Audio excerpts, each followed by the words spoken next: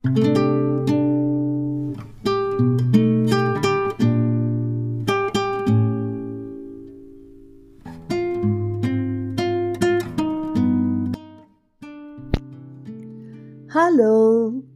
Good morning আমাৰ অকমানিবিলাক। কি খবৰ তোমালোকৰ? আশা কৰোঁ আটাই ভালে কুশলে আছা।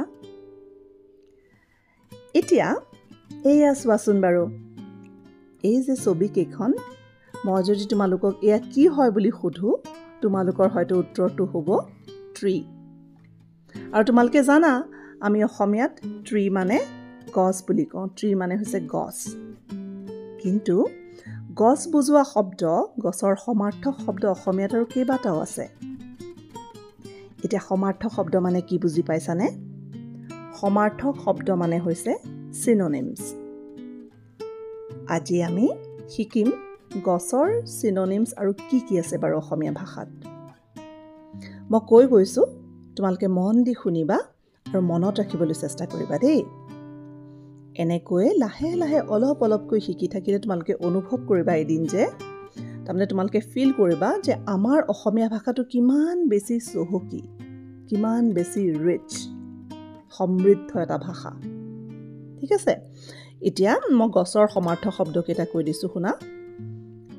গছ, উদ্ভিদ, তৰু, বৃক্ষ, বিৰিখ আৰু দ্ৰুম।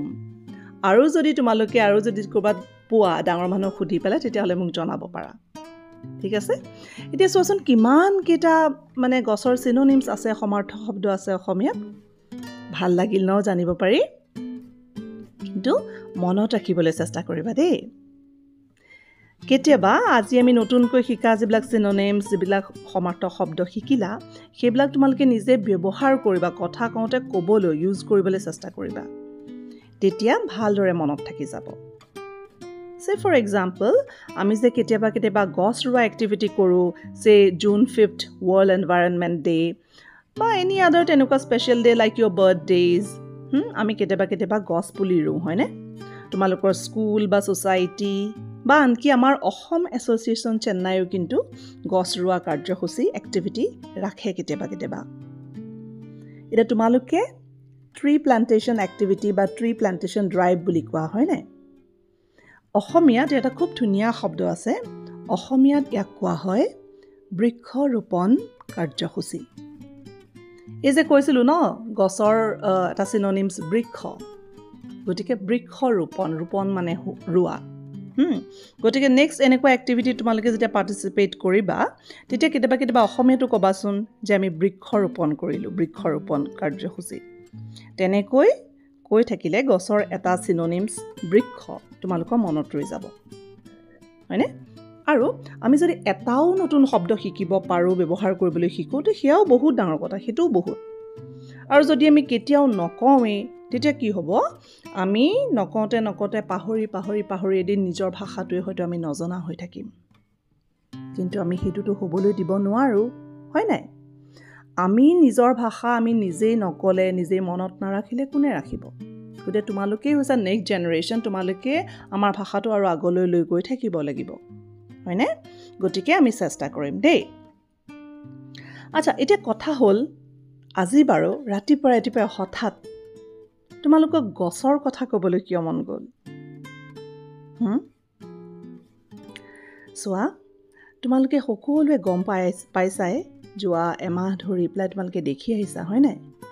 আমাৰ মাজৰ পৰা আমাৰ অতি মৰমৰ, আমাৰ অসমীয়াৰ হাৰ্টথ্ৰব জুবিন গাৰ্গ হঠাৎ নোহোৱা হৈ গ'ল। এই যিটো আমাৰ শ্বক, সেইটো যিটো আমাৰ দুখ মনৰ, সেই দুখৰ পৰা আমি কিন্তু এতিয়াও ওলাই আহিবই পৰা নাই।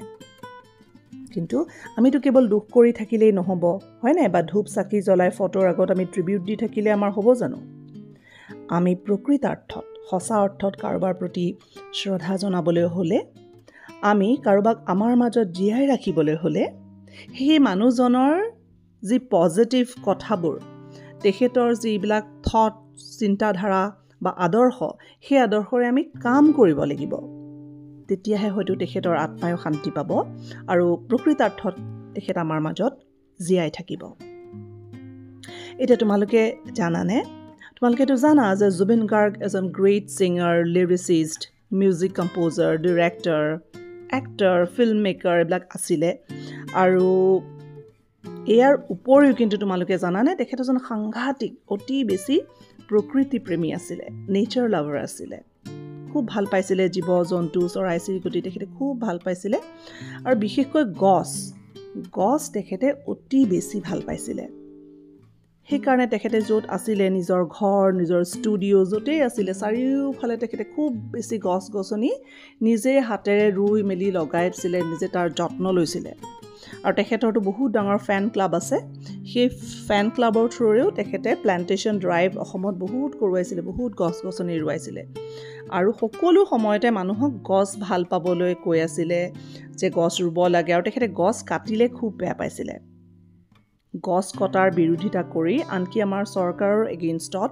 গভৰ্ণমেণ্টৰ এগেইনষ্টতো তেখেতে বহুত ষ্ট্ৰংলি প্ৰটেষ্ট কৰিছিলে যে কেতিয়াবা কিবা ডেভেলপমেণ্টৰ নামত আমাৰ পুৰণা ডাঙৰ গছবিলাক যেতিয়া কাটি দিছিলে জুবিন গাৰ্গে কিন্তু খুব ষ্ট্ৰংলি আৰু অপেনলি সেইটো প্ৰটেষ্ট কৰিছিলে বিৰোধিতা কৰিছিলে আৰু তেখেতে বিভিন্ন সময়ত গছ এজোপাক এনেকৈ সাৱটি ধৰি হাগ কৰি পেলাই গছৰ লগত নিজক কানেক্ট কৰিছিলে গছৰ কথা শুনিছিলে নিজেও গছৰ লগত বোলে কথা পাতিছিলে গতিকে আমি আমাৰ নয়নৰ মণি আমাৰ খুব মৰমৰ হাৰ্টথ্ৰব জুবিন গাৰ্গ তেখেতৰ নামতেই আজিৰ যিটো আমাৰ মটিভেশ্যনেল মানডেৰ শিতান সেইটো আমি উৎসৰ্গা কৰোঁ মটিভেশ্যনেল মানডেৰ আজিৰ শিতান dedicated to our heartthrob Zubin Garg, our Zubinda.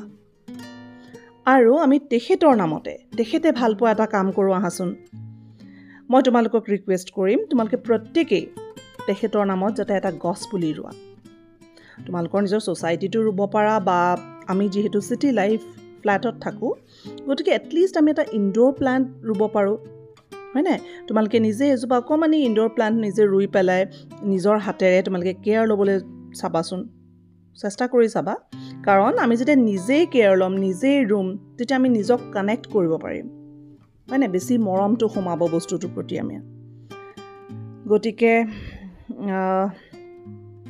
আমি থিয়ৰিটিকেলি প্লান্টেশ্যনৰ কথা পঢ়ি থাকিলেই নহ'ব গছ ভাল পোৱাৰ কথা কৈ থাকিলেই নহ'ব আমাৰ যিজন ভাল পোৱা মানুহ জুবিন গাৰ্গৰ আদৰ্শেৰে আমি নিজেও গছ ৰুব লাগিব আৰু কেয়াৰ কৰিব লাগিব ঠিক আছে গতিকে লেটছ মটিভেট ইচ আদাৰ প্ৰত্যেকেই তোমালোকে এজনে ৰুই পেলাই নিজৰ ফটোজ আৰু ভিডিঅ' শ্বেয়াৰ কৰিবা আম চিয়'ৰ তোমালোকে ৰুবা আৰু কি হয় যেতিয়া আমি দেখি যাওঁ আমাৰ লগৰ এজনে কৰিছে তেতিয়া আমি মটিভেট হওঁ হয় নহয় সেইকাৰণে আমি ইজনে সিজনক দেখি পেলাইও ৰুবলৈ চেষ্টা কৰিম তোমালোকে শ্বেয়াৰ কৰিবা দেই চ' আমি আজিৰ এপিছ'ডটো এইটো জুবিনদাৰ নামতে সামৰিছোঁ আমাৰ জুবিনদা যি আছিলে নিজৰ মাতৃভাষাক খুব বেছি ভাল পোৱা শ্ৰদ্ধা কৰা এজন মানুহ গতিকে তোমালোকেও তেখেতৰ আদৰ্শেৰে আমাৰ অসমীয়া শব্দ আৰু ভাষা যিমান পাৰা শুদ্ধকৈ শিকিবলৈ চেষ্টা কৰিবা আৰু তেখেতৰ আদৰ্শেৰে গছ ভাল পাবলৈ আৰু গছ ৰুবলৈ শিকিবা সামৰণিত ক'ব বিচাৰোঁ সেউজী ধৰণী ধুনীয়া চিৰ চেনেহী মোৰ ভাষা জননী ধন্যবাদ